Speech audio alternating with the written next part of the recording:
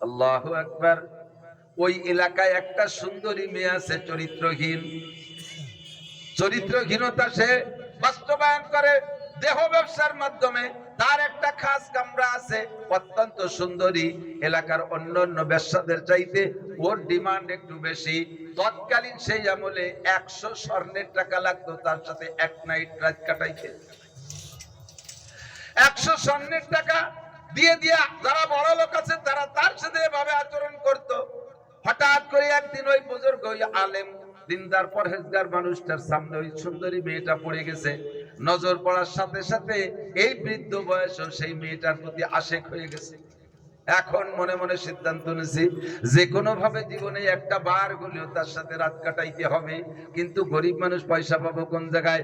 বহুত কষ্ট করে একটা একটা করে পয়সা জমা কইরা 100 স্বর্ণের টাকা গুছাই নিয়া একদিন সুযোগ নিয়ে ওই মহিলাটার গেটে যে নক করছে।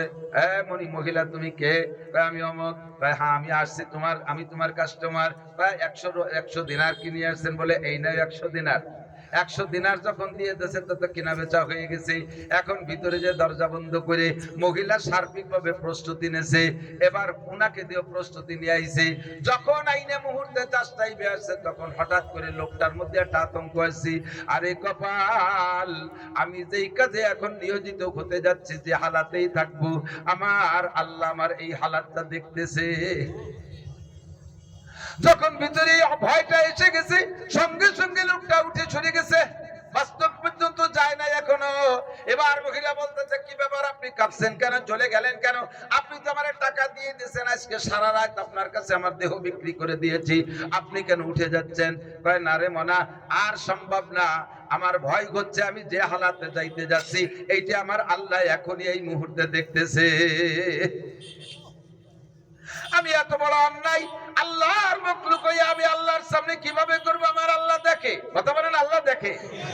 একটু বলেন আল্লাহ দেখে। গাঁজা খাওয়ার সময় দেখে, জিনা করার সময় দেখে, শুধু আই ফেলার সময় দেখে না, ওটাও দেখে।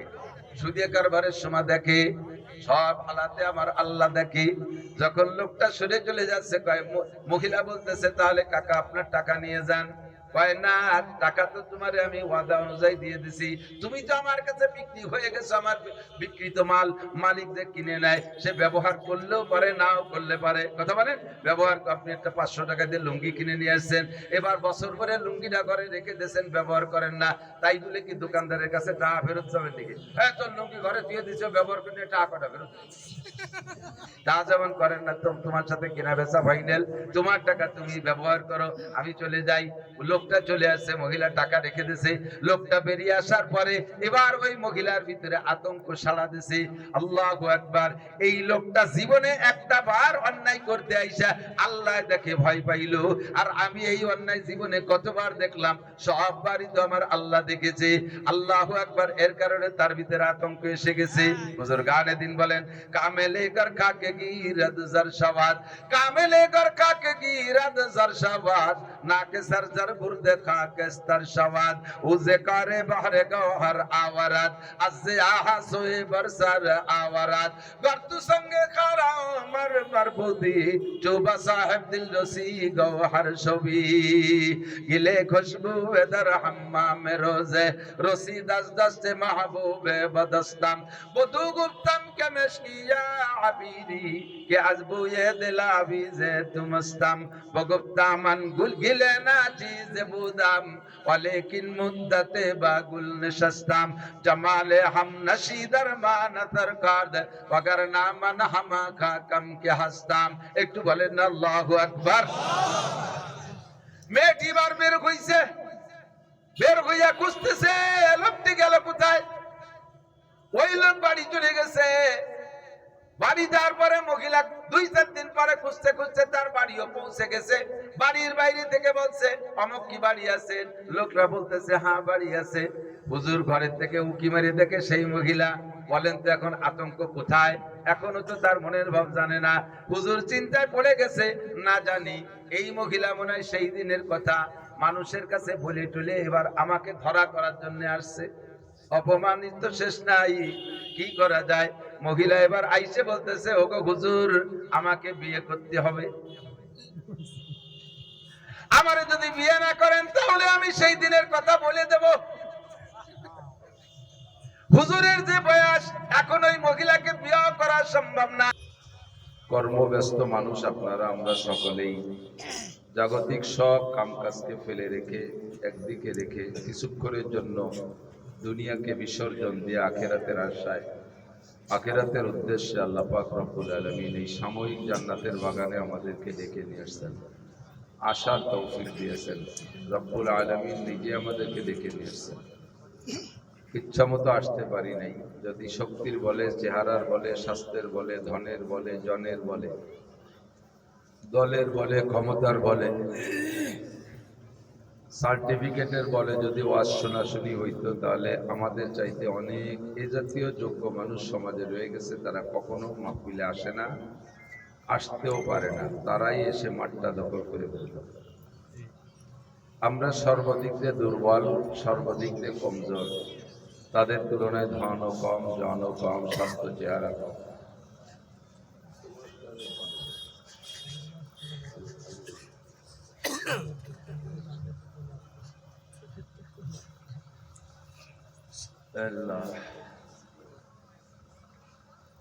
তো সত্যই ইসলাম শুরু হয়েছে গরিব মানুষদের মধ্য দিয়ে, দুর্বলদের মধ্য দিয়ে ইসলাম শুরু হয়েছে।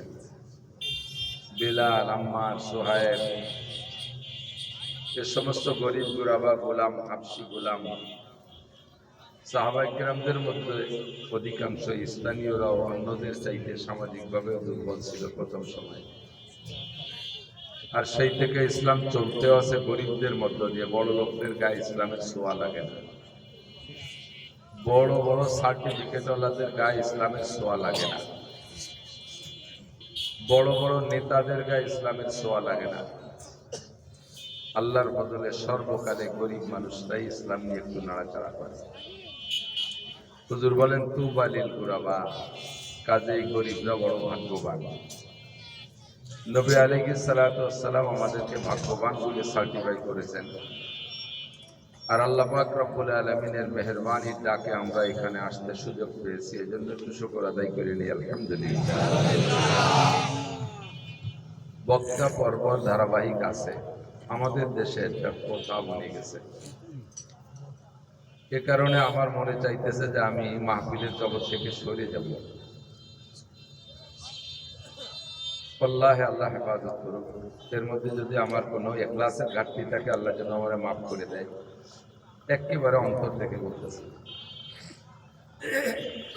নাসির সাহেব যতক্ষণ বয়ান করবে অতক্ষণ বয়ান শুনবো, এরপরে অন্য বক্তারা আসলে চলো যাই, হয়ে গেছে, আসল শেষ। এই যে কুবুদ্ধিটি ধরছে, আমার কুবুদ্ধি চলতে আসছে। কার কথার মধ্যে হিদায়াত আছে এটা কেউ জানে না, জানে কে? নবী আলাইহিস সালাতু ওয়াস সালাম হিদায়াতের ভান্ডার। তার কাছে আল্লাহ পাক রব্বুল আলামিন কুরআন হাদিসের সব দিয়েছেন। সারা দুনিয়ায় আমার নবীর চাইতে বড় বক্তা আসেও নাই, আর আসবেও না। হুজুর নিজের উপস্থিতিতে সাহাবায়ে কেরামদের কেউ খেতে বলতেন, তুমি বয়ান করো। কোন কোন সাহাবাকে দিয়ে হুজুর তিলাওয়াত করাইতেন, তুমি তিলাওয়াত করো, আমি শুনবো, আমার খুব ভালো লাগে। তো হুজুর একদিন এক সাহাবা বক্তার বয়ানের পর হুজুর বলতেছেন, ইন্না মিনাল বয়ানে লা সিহরা, কিছু কিছু বয়ান আছে জাদুর মতো কাজ করে। জাদুতে কিন্তু কাজ করে। জাদুটা অনেক আগের থেকে প্রসিদ্ধ, বিশেষ করে সুলাইমান আলাইহিস সালামের সময় জাদু আসছে দুনিয়ায়। এই জাদুতে যেমন নগদে কাজ করে, কিছু কিছু বয়ান ওই রকম জাদুর মতো ক্রিয়াশীল। আজকের বয়ানটা এরকমই লাগলো, জারাফাত মিনহাল উয়ুন ওয়াজিলাত মিনহাল কুলুব। আমার এই সাহাবার বয়ানে প্রত্যেকটা মানুষের দিল নরম হয়ে গেছে, প্রত্যেকটা মানুষের চোখ থেকে পানি চলে আসছে। হুজুরের উপস্থিতিতেও হুজুর কেউ কেউ বয়ান করাইতেন, যেখানে রহমাতে আলম নবীর সামনে বলার মতো, কথা বলার মতো মানুষ থাকার কথা, সেখানে হুজুর কেউ কেউ বয়ান করাইতেন। আর তার বয়ানে অন্য মানুষের দিল নরম হয়ে যেত। শুধু হাফিজুর রহমান সিদ্দিকী বয়ান করলে সেইটাই শুনবো, মিজানুর রহমান আজহারি বয়ান করলে সেইটাই শুনবো, আমাদের এলাকার হুজুর নাসির সাহেব বয়ান করলে শুনবো, আর কেউ বয়ান শুনবো না। একটু পাল্টাই আমরা আমাদের আগে যারা মাঠে বক্তা ছিলেন, মৌলানা আলী হোসেন সাহেব হুজুর, আসতেন, সুটপার হুজুর খলিলুর রহমান চৌধুরী আসতেন, রুহুল আমিন সাহেব গহরডাঙ্গার মতো নাজম সাহেব আসতেন। আরো যারা বক্তা ছিলেন তারা তো এখন নেই। কাব্বারানি মতুল কুবারা উনরা মারা যাওয়ার পরে আমরা মুরব্বী হয়েছি। আবার একদিন আমরাও থাকবো না, যদি এই মঞ্চে লোক বসায় তৈরি করে রেখে না যায়, তাহলে মঞ্চটা খালি হয়ে যাবে, বক্তা পাবেন না। আর এখন যারা ধীরে ধীরে আমাদের পরে উঠে আসতেছে, তাদের বয়ান যদি আপনারা না শোনেন, তাহলে তারাই বা মাঠে কিভাবে তৈরি হবে? এজন্য আমার বড় দুইজন বক্তা, বিশেষ করে আমাদের গহরডাঙ্গার মৌলানা মাকসুদ সাহেব, আমাদের কাশিয়ানের মুফতি জামাল উদ্দিন সাহেব, দুইজনই ইয়াং যুবক, অত্যন্ত সুন্দর কথা বলে, খুব ভালো মাপের আলেম। তারা যখন কথা বলে আমি নিজেই তাদের কথাগুলো কান লাগায় শুনি। আমরা শেষ পর্যন্ত সব কথা শুনবো, রাজি আছেন ইনশাআল্লাহ? খুব খেয়াল করব। আরেকটা বিষয়, মাহফিলে বসে কখনো কিছু খাবেন না, বাদাম খাবেন না। এই বাদাম খাওয়া টিপাটিপি বন্ধ দিচ্ছি। বাদাম, খই, পটেটো এই আইনে বসে বসে ফুটফুট করে খাতি চালিয়ে যায়। খাওয়ার কি আর সময় হবে না? আল্লাহ বাসানি। আর বিগত জীবনে কি খাই নেই যে এই মাঠে বসে খাচ্ছি হবে? মোবাইল বন্ধ, জবানের সব কাজ বন্ধ, আল্লাহ পাকের নির্দেশ।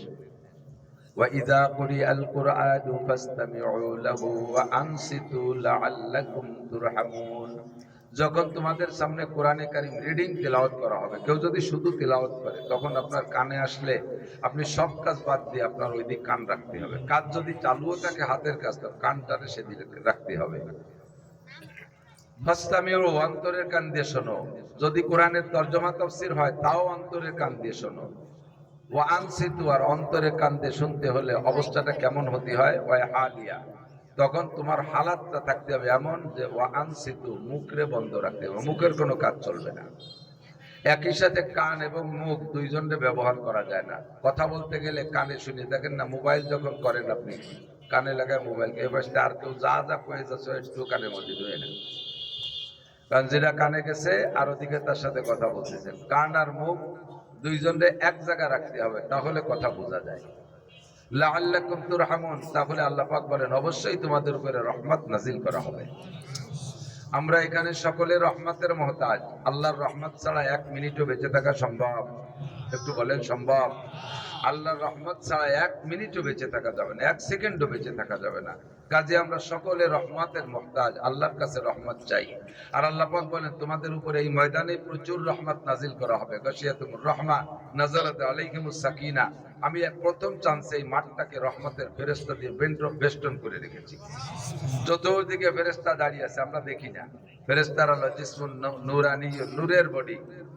এত শাক্কালু বিআশকালি মুখতালিফা, বিভিন্ন রূপ ধারণ করতে পারে। কখনো ফেরেশতারা মানুষের রূপ ধারণ করে আসতে পারে, আবার সর্বক্ষণ তারা মানুষের চোখের অদৃশ্যে থাকে।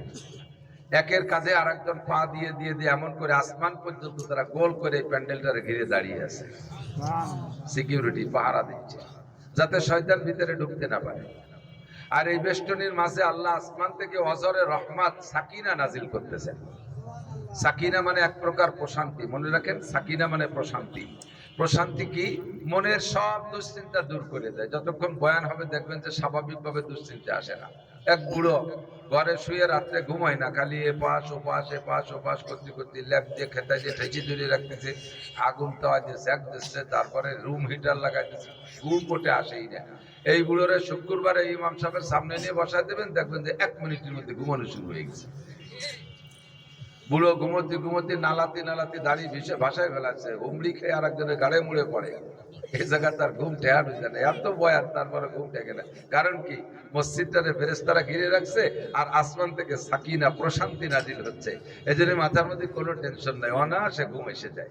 এই জায়গাও বসবেন, কিছুক্ষণের মধ্যে এই সাকিনার কারণে আপনার ঘুম হয়ে যায়। সাকিনা মানে আমাকে গ্রাম অঞ্চলে কিছু কিছু মাইয়ে কিনা হচ্ছে সকিনে, ওই সকিনে না, ওর নামও রাখছে ওই উদ্দেশ্যে, কিন্তু সে সকিনে গুলো যে একটা টাকা কাজার সকিনে নাম আতর আলী।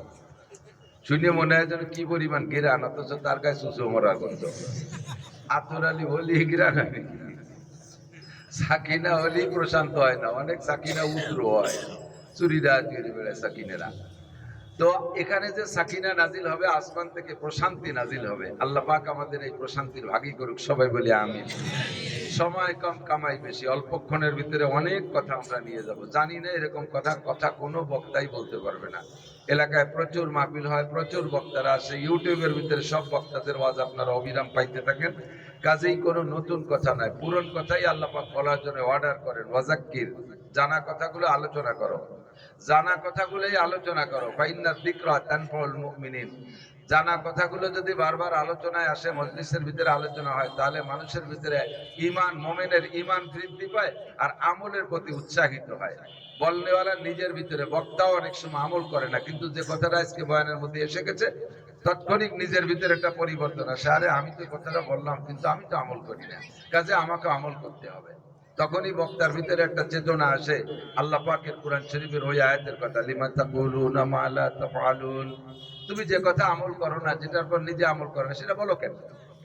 আর যেহেতু বলেছো, কাজেই নিজে আমল করো, নিজে আমল করো। কাবুরা মাকতানা ইনদাল্লাহি আন তাকুলু মা লা তাফআলুন। আল্লাহ পাকের কাছে বিষয়টা অনেক গর্হিত, অনেক ঘৃণিত যে বক্তা নিজে বয়ান করবা অথচ আমল করবা না। তুমি ফরজের বয়ান করবা, ফরজ আমল করবা না, সুন্নতের বয়ান করবা, সুন্নতের আমল করবা না, ওয়াজিবের বয়ান করবা, আমল করবা না, পর্দার বয়ান করবা, তোমার পারিবারিক ভাবে পর্দা নাই, নিজে পর্দা করো না, জাকাতের বয়ান করো, নিজে জাকাত দাও না, তৌফিক আছে, কুরবানির বয়ান করো, নিজে কুরবানি করো না, সুদের এগেনস্টে বয়ান করো, অথচ নিজে যে কোনো ভাবে সুদে কারবারের সাথে জড়িত থাকতেছ, ঘুষের বিপক্ষে বয়ান করো, অথচ বক্তা নিজেই চাকরি নিছো ঘুষ দিয়ে। এটা কেমন খারাপ কথা? এটা অত্যন্ত খারাপ কথা না? আর বলনেওয়ালার ভিতরে যদি আমল না থাকে, তাহলে শ্রোতাদের ভিতরে ওর ক্রিয়া পড়ে না। বলনেওয়ালার মধ্যে আমল না থাকলে ওই কথা শ্রোতাদের ভিতরেও তার প্রভাব পড়ে না। আল্লাহ, যদি কোনো ডাক্তার সাহেব আমাকে চিকিৎসা করতে আসে, কিসের চিকিৎসা? দায়দের চিকিৎসা। দায় দিয়েছেন একটা রোগ, আপনি গেছেন ডাক্তারের কাছে, দেখাচ্ছেন ডাক্তার এনে দায় দিচ্ছে, এই জায়গায় দায় দিচ্ছে, গলায় দায় দিচ্ছে, কুচকিটি দায় দিচ্ছে, ওই বেকায়দা জায়গা হয়েছে, যে জায়গায় ধ্যান যায় না সে জায়গায় দায় দিচ্ছে, এই নানান দাদির কথা বলতেছেন। ডাক্তার আপনার পরামর্শ দিচ্ছে, ওষুধও দিচ্ছে, দেন যে ফাঁকে ফাঁকে ডাক্তার খাইতেছে। ডাক্তারের এই জায়গায় এক চাক, ডাক্তারের গালে ওর উপরে এক চাক। ডাক্তারের হাতে পায় সব জায়গা যদি দায়িত্ব থাকে, সেই ডাক্তার যদি দাদির ওষুধ দেয়, ওর কাছে নেওয়া সম্ভব? তোমার দাদির ওষুধই তোমার রোগ সারে না, আমার কি হবে? মন খারাপ হয়ে যাবে না? এই যে মাঝকান্দি আছে না, এই পাশে বলবাড়ি সে যে মধুখালী মাঝকান্দি, ওই জায়গাতে মাগুর আর গাড়িতে উঠছি, যে সময় রোডের গাড়িতে চলি, উঠে দেয় এক বুড়ো দাঁতের মাজন বেঁচে, আর ঢাকা ঢাকা ফেরিওয়ালারা যেভাবে বলে, আমার এই দাঁতের মাঝে যে দাঁত মাঝে বেঁচে থাকবি তো পড়বে, মরার বড় 10 বছর থাকবে, এভাবে পাও গল্প দিচ্ছে। মানে অতিরিক্ত কিছু ব্ল্যাঙ্ক করলে মানুষের মনোনিবেশ হয়, দিক আকর্ষণ হয়। এই শুনে দেখলাম যে কেউ কেউ কিনতেছে, তা ভালো করে বোঝা যাচ্ছে না কথা। এক তো বাসের শব্দ, 2 নম্বরে বুড়োর গালে দাঁত একটাও নেই। আমি যাই বললাম যে চাচা কি কর, তো আবার রিপ্লাই করলো। শুনে বললাম যে ইয়া বেচেন কতদিন ধরে? কয়েকদিন, প্রায় 30 বছর। সে সময় কি আপনার দাঁত ছিল? যে সময় তো বেচা শুরু করলো, তুমি আবার গাড়ির মধ্যে কি জিজ্ঞেস করো? আমি বললাম চাচা, আমার মধ্যে একটু বুদ্ধি যদি কে থাকে, তোমার এই মাজন কেউ ফেলবে না।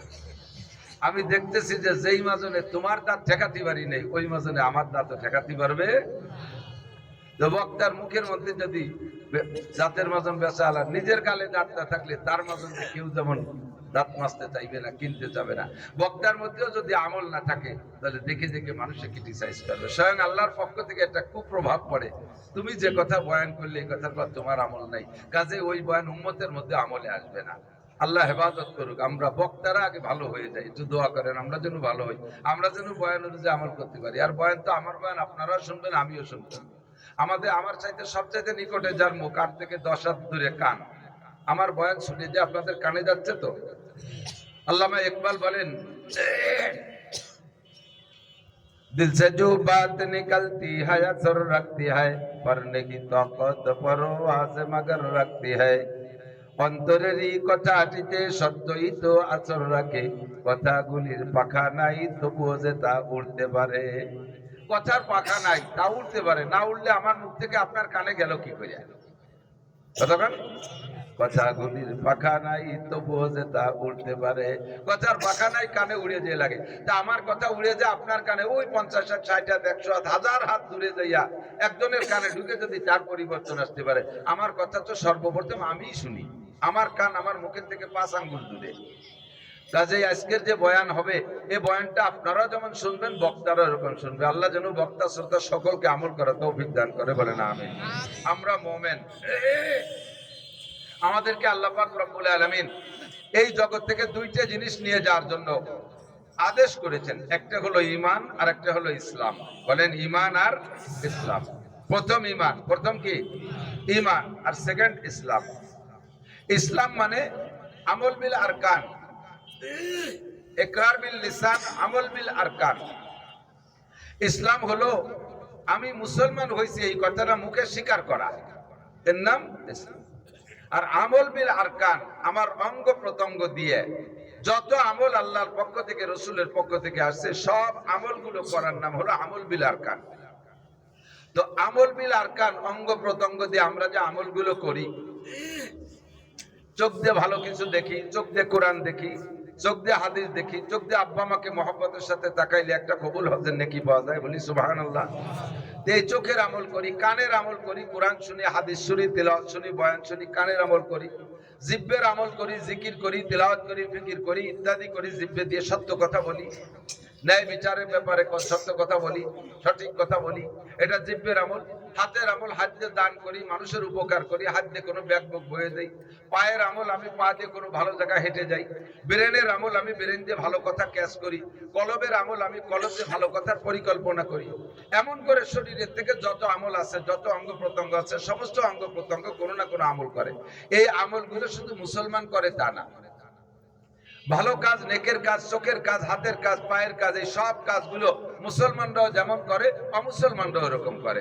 বহুত হিন্দু সত্য কথা বলে, আছে না নাই? কথা বলেন।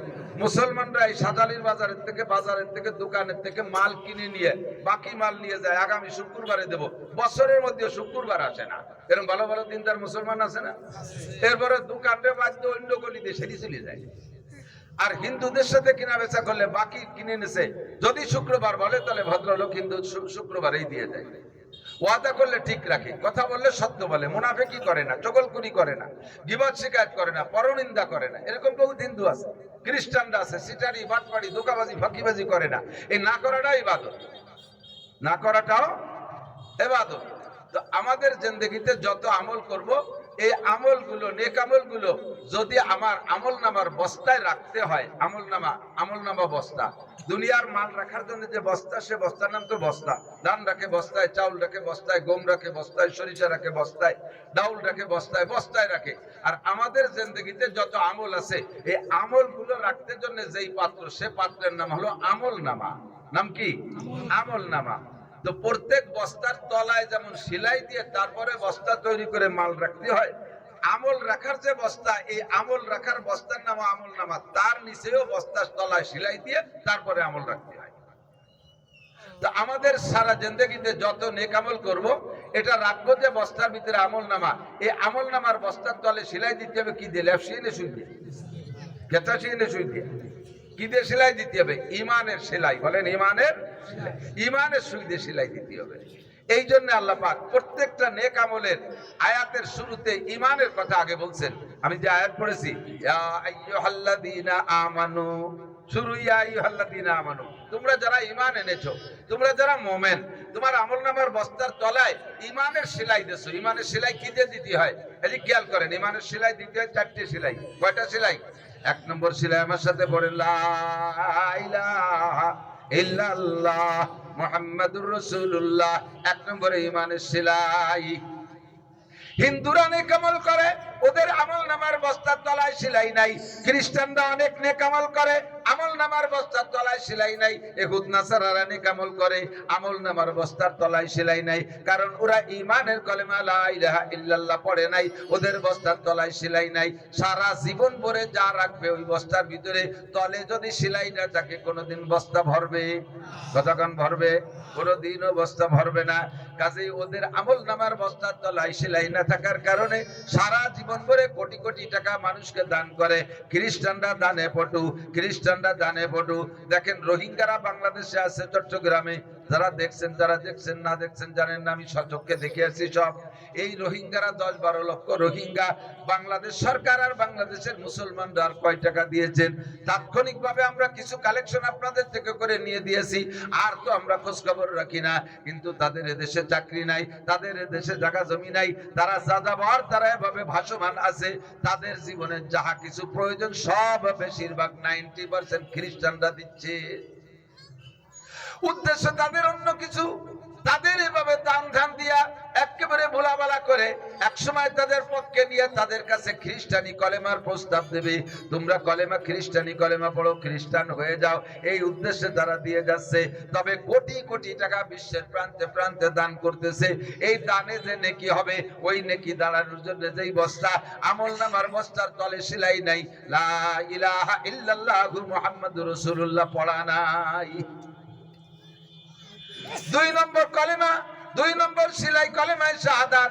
যারা পারছেন জীবনে পড়ছেন, এর মধ্যে ইন্টারভিউ নিলি বহু মানুষ বেরিয়ে আসবে জীবনে কলেমায়ে শাহাদাত শুদ্ধ করে পড়তে শেখেন নাই। এর মধ্যে বহুত মানুষ আছে, এখানেও বসে আছেন অনেক মানুষ যারা কলেমায়ে শাহাদাত জানেন না। আমি ইন্টারভিউ নিলে এখান থেকে ইনশাআল্লাহ কমপক্ষে 4 ভাগের 1 ভাগ লোক ধরা পড়ে যাবে, ফেল করবে কলেমায়ে শাহাদাত। জীবনে একবার পড়া ফরজ। আমার সাথে সেইবারটা একটু পড়ে নেই, যারা পড়ছি তারাও, যারা না পড়ছি তারাও। আমি তর্জমা বলবো, বিশ্বাস করবেন। আর জবানে কলেমাটা পড়া আপনার ঈমান আর ইসলামের অঙ্গ। একটু পড়ি, আশহাদু আল্লা ইলাহা ইল্লাল্লাহু ওয়া আশহাদু আন্না মুহাম্মাদান আবদুহু ওয়া রাসূলুহু। আমি সাক্ষ্য দিতেছি আল্লাহ ছাড়া কোনো মাবুদ নাই। বলেন, আমি সাক্ষ্য দিতেছি আল্লাহ ছাড়া কোনো মাবুদ নাই। আমি আরো সাক্ষ্য দিতেছি মুহাম্মাদুর রাসূলুল্লাহ আল্লাহর বান্দা ও রাসূল। আপনারা এই কথায় একমত? একটু বলেন একমত। দ্বিমত কেউ আছেন নাকি? বাস, আপনার আমলনামার বস্তার 2 নম্বর সেলাই হয়ে গেছে তলায়। 3 নম্বর সেলাই হলো ঈমানে মুজমাল। অনেকেই পারেন না, হয়তো জীবনেও পড়েন নাই, পড়লেও হয়তো অশুদ্ধ পড়ছেন, শুদ্ধ পড়লেও হয়তো তর্জমা জানেন না। আজকে আর একবার একটু পড়ে 3 নম্বর সেলাইটা দিয়ে দেই। আমানতু বিল্লাহি কামা হুয়া বিআসমাইহি ওয়া সিফাতিহি ওয়া কাবিলতু জামিআ আহকামিহি ওয়া আরকানিহি। কি বলেছেন জানেন? আমানতু বিল্লাহি, আমি আল্লাহর প্রতি ঈমান আনলাম, আল্লাহকে বিশ্বাস করি। আল্লাহ আছে, কোন আছে? সত্যি আছে। কোন জায়গা আছে? অনেকে কয় সব জায়গা আছে। আল্লাহ সব জায়গা থাকলে পায়খানার মধ্যেও থাকতে হয়, মদের আড্ডায় আল্লাহর থাকতে হয়। অনেক নোংরা জায়গা আছে, জেনা ব্যভিচারীর কারখানা, বেশ্যাখানা, সে জায়গার আল্লাহরও থাকতে হয়। আল্লাহ আছে, আল্লাহর জায়গায় ইস্তাওয়া আলাল আরশ। আল্লাহ পাকের একটা স্টেজ আছে যার নাম হলো আরশ, ওর উপর একখান কুরসি আছে। ওয়াসিয়া কুরসিয়ুহুস সামাওয়াতি ওয়াল আরদ। বিশাল চেয়ার, বিশাল চেয়ার, 7 আসমান জমিন। আল্লাহ পাকের চেয়ারের নিচে একটা টেনিস বলের মতো পড়ে আছে। বলেন না আল্লাহু আকবার। এজন্য আল্লাহ সবচেয়ে বড়। যে জায়গা থাকা দরকার ব্যক্তি যেমন তাকে সেখানেই থাকতে হবে। কতক্ষণ? মাননীয় প্রধানমন্ত্রীর একটা চেয়ার থাকে, ক্ষমতা তার সারা বাংলাদেশের সব জায়গা। প্রধান উপদেষ্টার একটা চেয়ার আছে, নির্ধারিত জায়গায় সে অফিস করে, সেই চেয়ারে বসে, কিন্তু তার ক্ষমতা এখন বাংলাদেশের সব জায়গা। আমার আল্লাহর সে আজিমে আছে, আমার আল্লাহর ক্ষমতা সব জায়গা। আল্লাহ পায়খানার মধ্যে আছে, বাথরুমের মধ্যে আছে, মদের আড্ডায় আছে, গাজার আড্ডায় আছে, বেশ্যাখানায় আছে। এভাবে বললে গুনাহ হবে। আল্লাহ সব জায়গা আছে বললে ও জায়গাও থাকা লাগে। আমার আল্লাহ যেখানে থাকা দরকার সেখানে আছে, কিন্তু কুদরত তার সব জায়গা বিরাজমান। शजर में हजर में तेरी रंग बू है, जिधर देखता हो उधर तू ही तू है। গাছের মধ্যে আল্লাহর কুদরত, মাছের মধ্যে আল্লাহর কুদরত। কতক্ষণ? একই মাছের মধ্যে দেখেন আল্লাহর কুদরত যদি না থাকবে, একটাই মাছ তার এক এক জায়গায় এক এক রকম স্বাদ। একই শোল মাছ নদীর শৈল মাছে একরকম স্বাদ, বিলির সদি আর শলি আলাদা স্বাদ। কতক্ষণ পার্থক্য হয় কি হয় না? একই শৈল মাছের পিঠের মাছে এক স্বাদ, পেটের মাছে আর এক স্বাদ, লেজের মাছে এক স্বাদ, মাথার মাছে আর এক স্বাদ। একই ইলিশ মাছের গাদার মাছে এক স্বাদ, পেটের মাছে আর এক স্বাদ, লেজার মধ্যে আর এক স্বাদ, মাথার মধ্যে আর এক স্বাদ, কানসিরের মধ্যে আলাদা স্বাদ। এইরকম স্বাদের পার্থক্য করতে হলে একজন কাদের মুতলাক, একজন মহাকুদরতওয়ালা শক্তিশালী থাকা দরকার, আছে না নাই? আমি বিশ্বাস করি সব কিছুর মধ্যে আমার আল্লাহর কুদরত আছে। তবে ইস্তাওয়া আলাল আরশ, আল্লাহ পাক রব্বুল আলামিন নিজের শান ও শওকত নিয়ে আরশে আজিমের উপরে আছে। আমি ওই অবস্থায় বিশ্বাস করি। কামা হুয়া, এবার যদি বলে বলো তোমার আল্লাহরে বিশ্বাস করো, আল্লাহর হাত কয়খান? আমাকে গণেশের তো 10 খান হাত, তোমাকে আল্লাহর কয়খান হাত? আমি বলবো আমার আল্লাহর কত হাত আমি জানি না। তোমার আল্লাহর চেহারা কেমন, রং কেমন, মাথা কেমন, পা কত বড়, নাক কত বড়, চোখ কত বড়, আমি তা জানি না। আমি এক কথায় বলি কামা হুয়া, আল্লাহকে মানি ওইভাবে আমার আল্লাহ যেমন তেমনি। বলেন যেমন তেমনি, যেমন হওয়া দরকার তেমনি আমার আল্লাহ, ঠিক কিনা? আমি আরো বলি বিআসমাইহি, আমার আল্লাহর অনেক নাম আছে, সব নাম আমি বিশ্বাস করি। ওয়াসিফাতিহি, তার অসংখ্য গুণ আছে, 99টা গুণ আমাদের সামনে প্রকাশ করেছে। আমার আল্লাহ রহমান, তার একটা গুণ। আমার আল্লাহ রহিম, তার আরেকটা গুণ। আমার আল্লাহ গফফার, তার একটা গুণ। আমার আল্লাহ গফুর, তার আরেকটা গুণ। আমার আল্লাহ সত্তার, তার একটা গুণ। সত্তার মানে গোপনকারী। আমার আল্লাহ যদি গোপনকারী এই গুণে গুণী না হইতো, তাহলে আমরা সমাজে কেউ হাঁটতে চলতে পারতাম না। আমার আপনার ব্যক্তিগত জীবনে হাজারো অপরাধ আছে, এগুলো আল্লাহ কুদরতি কায়দায় গোপন করে রাখে। কথা কন আল্লাহু আকবার। সাহেবুল বাইতে আদরা বিমা ফিহি, সাবালেক থেকে নিয়ে পর্যন্ত যারা উপর পর্যন্ত বয়ান পেয়েছেন, সাবালেক হওয়ার পর থেকে বিশেষ করে সাবালেক হওয়ার আগ পর্যন্ত আমলনামা তৈরি হয় না, আপনার জন্য লেখক আসে না, মোহরি আসে না। সাবালেক হওয়ার পর থেকে আপনার নামে দপ্তর তৈরি হয়, আল্লাহ মোহরি তৈরি করেন। কিরামান কাতিবিনা ইয়ালামুনা মা তাফআলুন, সম্মানী ফেরেশতারা কাঁধে বসে লেখে। সাবালেক হওয়ার পর থেকে নিয়ে, সাবালেক থেকে নিয়ে বিশেষ করে এ পর্যন্ত যারা যতটুকু হায়াত পেয়েছেন, আমি তাদের কাছে জিজ্ঞাসা করি, জিজ্ঞাসা করতে যে একটা জিনিস, কিন্তু ভিতরের জিনিস আমি জিজ্ঞাসা করব না। প্রত্যেকটা মানুষের জীবনে এমন এমন অন্যায় করা আছে, এমন এমন অন্যায় করা আছে, দুনিয়ার যত বড় ক্লোজ ফ্রেন্ড হোক না কেন, পেটের কথা তারে বলতে পারেন, কিন্তু এমন কিছু অপরাধ প্রত্যেকেরই করা থাকে, সেই কথাগুলো দুনিয়ার কাহারও কাছে বলা যায় না। যে কথাগুলো ব্যক্ত করলে সমাজের মুখ দেখানো যায় না, রাস্তায় হাঁটা যায় না, বাজারে যাওয়া যায় না, এমন এমন অন্যায় করা আছে। আমার আল্লাহ ইচ্ছা করলে প্রকাশ করে দিতে পারতেন। আল্লাহর একটা নাম সত্তার, সত্তার মানে গোপনকারী, তাই গোপন করে রেখেছে বিধায় আমি সমাজে ইজ্জত নিয়ে চলি। কথা কোন ঠিক কি ঠিক না? এমন করে অসংখ্য গুণ আছে, সব আমি বিশ্বাস করি। আর কি আর একটা কথা বিশ্বাস করেছি ওই কলেমার মধ্যে, 3 নম্বর শিলায়, ওয়াকাবিলতু জামিআ আহকামিহি ওয়া আরকানিহি, আমার আল্লাহর দেয়া যত আদেশ আর নিষেধ আছে সব মানিয়া লইলাম। আদেশগুলো ছাড়বো না, নিষেধগুলো করব না। আমার সাথে একটু বলতে হবে, বলেন আদেশগুলো ছাড়বো না। অন্তর থেকে বলেন, এটা কিন্তু অঙ্গীকার। আল কারীম ইজা ওয়াদা ওয়াফা, এই কথাটা ওয়াদা করতেছেন আল্লাহর সাথে কলেমার মাধ্যমে। যদি আরবিতে পড়ছেন, তরজমা জানতেন না, আজকে আমি তরজমা জানাই দিচ্ছি। আপনি ওয়াকাবিলতু জামিআ আহকামিহি ওয়া আরকানিহির মধ্যে কি বলেছেন? আপনি আল্লাহর কাছে ওয়াদা করেছেন, আল্লাহ তোমার কোনো আদেশ আমি ছাড়বো না, আর কোনো নিষেধ আমি করব না। এইটার একটু বাংলায় সবার জবানে আমি শুনতে চাই। বলেন, কোনো আদেশ ছাড়বো না, কোনো নিষেধ করব না। ঠিক বুঝেছি নাকি? পিছনে অনেক মানুষ দাঁড়িয়ে আছে, সামনে যার যতটুকু ফাঁকা আছে যদি একটু আগায় বসেন। একরামের নিয়তে আমি আগায় বসলে আর এক ভাই বসতে পারবে, তাহলে 10 বছরে দেখাবেন নাকি হবে। এ পাশা গইছে একটু আসছে হবে, জায়গায় এরকম ঝুললি হবে না। অনেকে একটু ঝুলতেছে কিন্তু পাশাটা এটা হবে না। একটু পাশা নাড়ায় আগায় আসেন, 10 বছরে দেখাবেন সব পাবেন।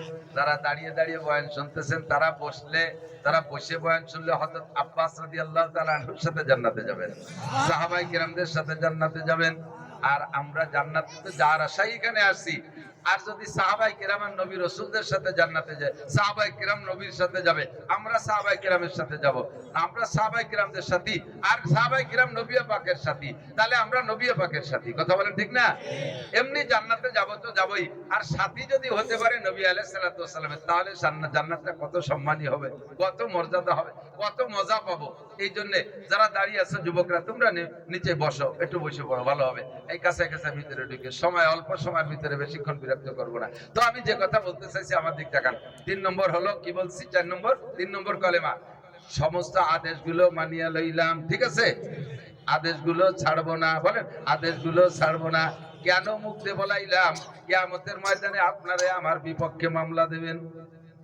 আল্লাহ, মাওলানা নাসির সাহেব আমাদের দেশি মানুষ, বিদেশি বক্তাদের চাইতে তার বয়ান বেশি শুনতাম।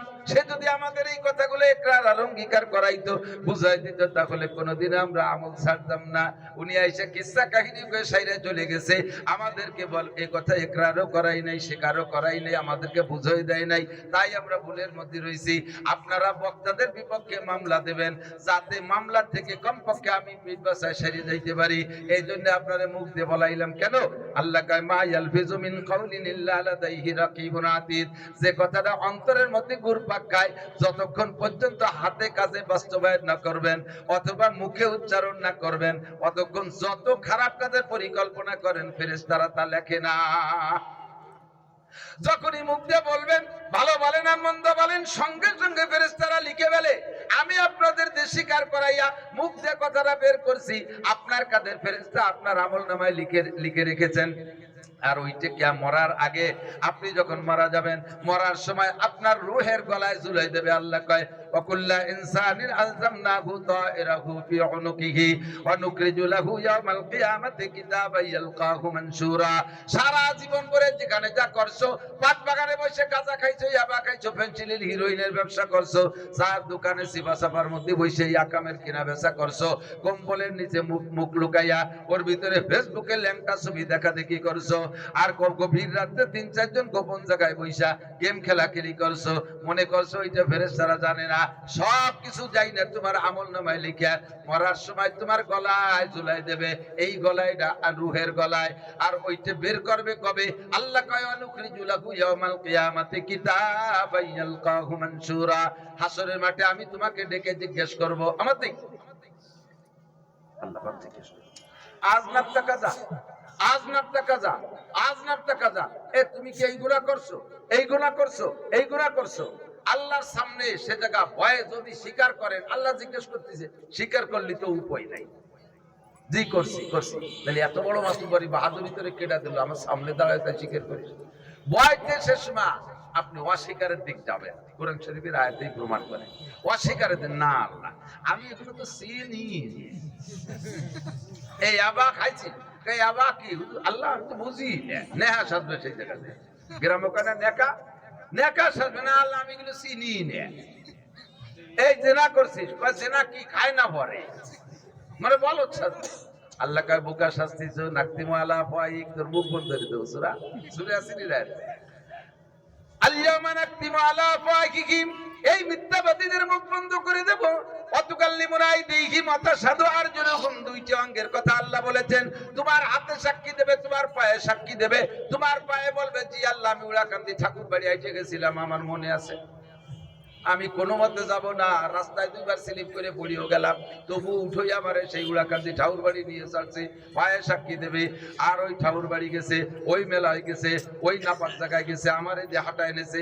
হাতে বলবে আল্লাহ আমারে দেওয়া অমুক জায়গায় স্পর্শ করাইছে, আমি কোনো মতে রাজি করছিলাম না। সেদিন আমার হাতে, আমি হাতে একটা বিষ ফুলা হয়েছিল, আমি নাড়াতে পারি না, আমার এই বগল ধরে ব্যথা হচ্ছিল, তারপরও সেই জায়গায় হাত দিয়েছে আমারে দিয়ে।